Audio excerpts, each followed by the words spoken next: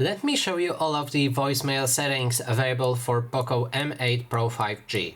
So first of all, let's open our phone dialer. Right here we should be able to click on these three lines in the top left corner of the screen and then navigate inside the settings.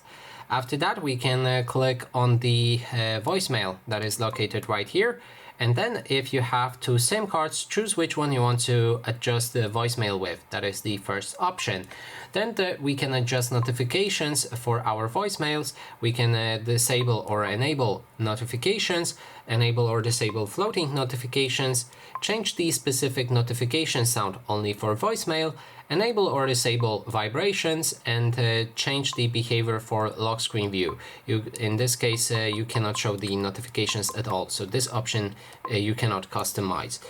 Now let's go back, and here we have a visual voicemail that you can activate or deactivate if this is available and supported by your carrier or operator in this case. We can go to the advanced settings to see the service. In this case, you always choose your operator, and you can change your voicemail number to whatever you want right here. And that is all of the voicemail settings available for this device. And that is basically everything. Thanks so much for this video. Thanks so much for watching. And if you like this video, please consider subscribing.